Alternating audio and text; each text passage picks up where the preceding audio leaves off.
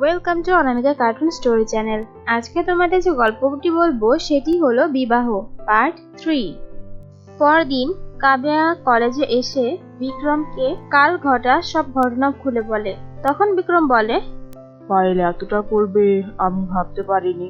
যাই হোক, তুমি ওর কথায় কিছু মনে করো না, আর ওর কথায় কান দিও না। আমি বুঝতে পারছি ও আমাকে পছন্দ করে বলে ও এমনটা করছে। এখন কি করব আমরা? চলো আমরা গিয়ে পায়েলের সাথে কথা বলে দেখি। কিন্তু ও যদি রাগ করে তাহলে? রাগ করলে আর কি করব, তারপরেও চলো গিয়ে দেখা করে আসি।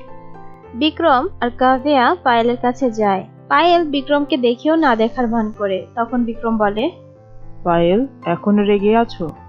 কেন, রাগ কি না করে থাকার কথা? আই এম সরি পায়েল, আমায় ক্ষমা করে দাও। আসলে আমি বুঝতে পারিনি তুমি আমায় নিয়ে এসব ভাবো। আমি তোমার সাথে কথা বলতে চাই না, তুমি আমায় অনেক কষ্ট দিয়েছো।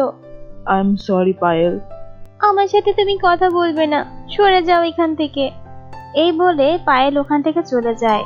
তখন কাব্যা বলে, পায়েল কি আমাদের কোনোদিনও ক্ষমা করবে না?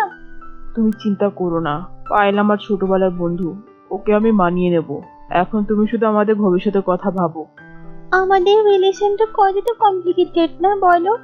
কমপ্লিকেটেড বলেই তো ভালো হচ্ছে। যখন আমাদের বাচ্চা হবে, তাদের বাচ্চা হবে, তখন তো আমাদের গল্প তাদের বলতে পারবো, তাই না? তখন আমাদের অনেক বড় খানদান হবে। কি খানদান? তুমিও না? আচ্ছা বিক্রম, বিয়ের পরেও কি তুমি আমাকে এমনটাই ভালোবাসবে? না, মানে? এর থেকেও বেশি ভালোবাসবো।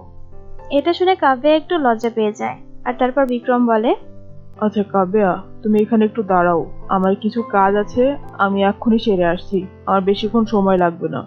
আচ্ছা ঠিক আছে। ওখান থেকে বিক্রম চলে গেলে কাব্যার ফোনে কল আসে। আর তখন কাব্যা ফোন ধরে বলে, হ্যালো, আমি তোকে বলেছিলাম আমার আর বিক্রমের মাঝখান থেকে সরে যেতে, তুই আমার কথা শুনলি না। পায়েল, এটা তুমি ভুল করছো। আমি কোনো ভুল করছি না, পিছনে তাকা। কাব্যা যখন পিছনে তাকায় তখন দেখে পায়েল তার গাড়ি নিয়ে দাঁড়িয়ে আছে। তখন পায়েল বলে, ইটস ওভার, আজকে তোর শেষ দিন। না পায়েল, এটা করো না প্লিজ। এটা বলতে না বলতেই পায়েল তার গাড়িতে ফুল স্পিডে কাব্যার কাছে আসে, কিন্তু কাব্যা সময় মতো সেখান থেকে সরে যায়। এটা দেখে পায়েল অনেক রেগে যায়। তারপর সে আবারও তার গাড়ি ঘুরিয়ে কাব্যার কাছে আসে। এরকম 3-4 বার হতে থাকে। আর এসব কিছু রেনা দেখে। রেনা এসব দেখে অনেকটা ঘাবড়ে যায়। আর তারপর রেনা পায়েলকে থামতে বলে, কিন্তু পায়েল কারো কথা শোনে না। তখন রেনা দৌড়ে আসে পায়েলের কাছে, কিন্তু এর মধ্যেই পায়েল কাব্যার অনেক কাছাকাছি চলে আসে। আর কাব্যা এবার সরতে পারে না। ফলে গাড়ির ধাক্কায় কাব্যা অনেকটা দূরে গিয়ে পড়ে। আর তারপর কাব্যার মাথা থেকে রক্ত বের হয়। কিছুক্ষণের মধ্যে বিক্রমও সেখানে চলে আসে। বিক্রম কাব্যাকে দেখে অনেকটা ঘাবড়ে যায় আর বলে, কাব্যা, কাব্যা কি হয়েছে তোমার? পায়েল, তুমি এমনটা কেন করলে? আমি যা করেছি বেশ করেছি।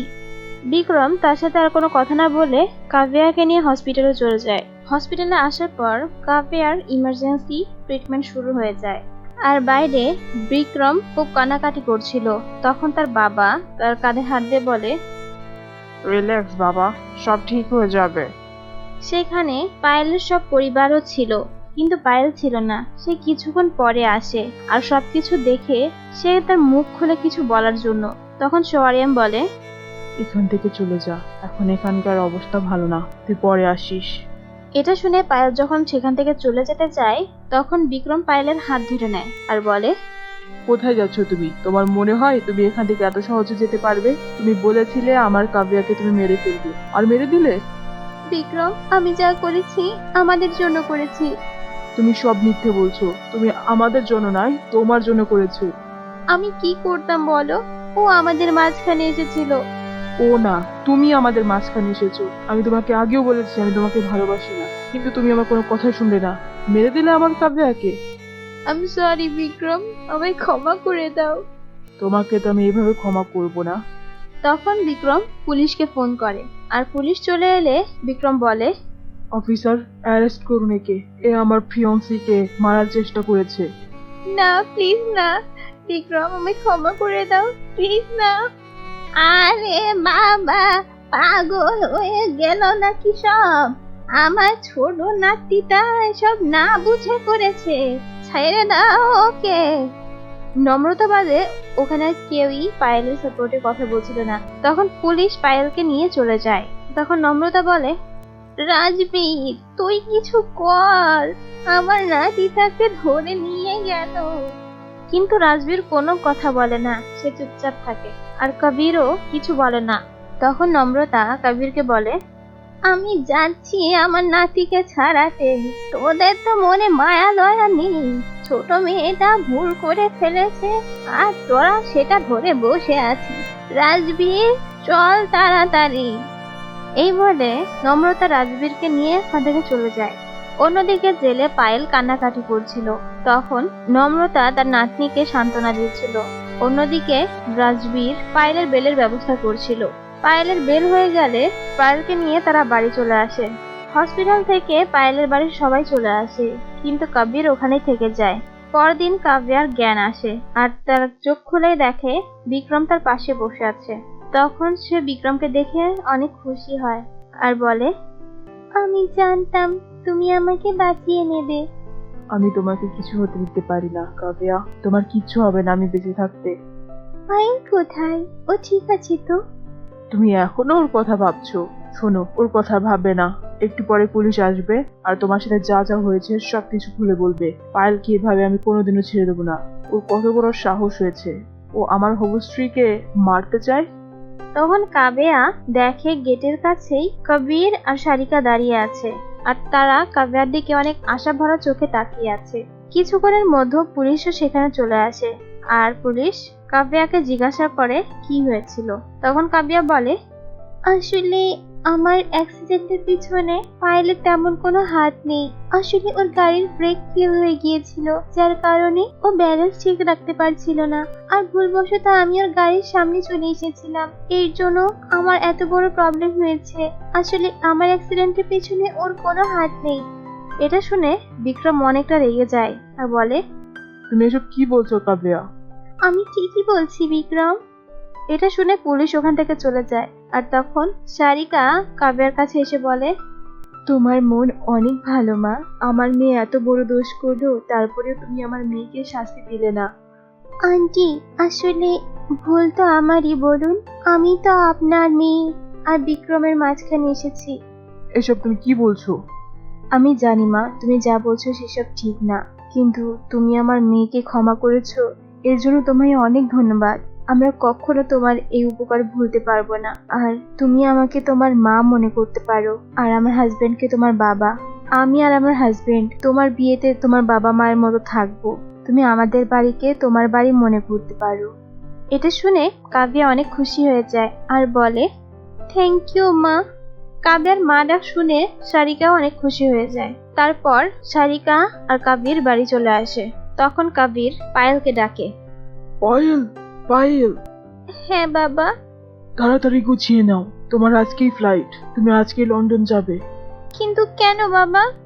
তুমি যা করেছো অনেক ভুল করেছো। কাব্যার মনটা অনেক বড় বলে তোমাকে আজ ও ছেড়ে দিয়েছে। কাব্যার জায়গায় অন্য কেউ হলে তুমি এখন জেলে পড়ছ, আর আমি চাই না তুমি এই ভুল আবার করো। তাই তুমি আজই লন্ডন চলে যাবে। না বাবা, আমি যাব না। আমি তোমাদের কাউকে ছেড়ে যাব না। আমি কখনো একা থাকিনি, তোমাদের ছাড়া আমার থাকতে খুব কষ্ট হবে। আমি যেটা বলেছি সেটাই ফাইনাল। কাবির, তুই এসব কি বলছিস বাবা? আমি যা বলছি ঠিকই বলছি মা। এখানে পায়েল কিছুতেই থাকবে না, আর পায়েলের সমস্ত কিছু কমপ্লিট হয়ে গেছে। আমি চাই না পায়েল দ্বিতীয়বার এরকম ভুল করুক। বাবা, আমি প্রমিস করছি আমি আর এরকম কখনো করব না। আমার ডিসিশন ফাইনাল, আমার ডিসিশনে আর চেঞ্জ হবে না। পায়েল দেখলো তার দিদা বাদে কেউই পায়েলের পক্ষ নিয়ে কথা বলছে না। তখন পায়েলের অনেক মন খারাপ হলো। আর তারপর পায়েল তার সবকিছু গুছিয়ে নিয়ে তার বড় ভাই রাজবীর আর ছোট ভাই শরিয়ামের সাথে এয়ারপোর্টের উদ্দেশ্যে চলে যায়। এসব দেখে সারিকা অনেক কষ্ট পায় আর সে দৌড়ে তার রুমে চলে যায়। তখন নম্রতা বলে, এই বাড়ি এখন আর আমার কথার কোনো মূল্য নেই। সবাই এখন সবার মতো তাদের মতামত দিচ্ছে। আমার মতামত এখন কেউই নিতে চাচ্ছে না। আমার ছোট দিদুটা এভাবে করে আমাদের থেকে আলাদা করে দিল। মা, যা করেছি বেশ করেছি। তোমার এই আদরের জন্য আজ পায়েল এমন মাথায় চড়ে বসেছে। এই বলে কবিরও ওখান থেকে চলে যায়। এই ছিল আজকের গল্প বিবাহ পার্ট 3। আশা করি তোমাদের ভালো লেগেছে। ভালো লাগলে অবশ্যই লাইক করবে এবং কমেন্টের মাধ্যমে তোমাদের মতামত জানিয়ে দিবে। আর তোমরা যদি আমার চ্যানেলে নতুন হও, আমার চ্যানেলকে সাবস্ক্রাইব করে পাশে থাকা বেল আইকনে ক্লিক করবে। তাহলে আমার চ্যানেলের আপডেট ভিডিও সবার আগে তোমার কাছে পৌঁছাবে। আর তোমরা যারা বিবাহ পার্ট 1 থেকে পার্ট 2 পর্যন্ত এখনই ডেসক্রিপশন বক্সে লিংক দেওয়া থাকবে, ওখান থেকে দেখে নেবে। ধন্যবাদ।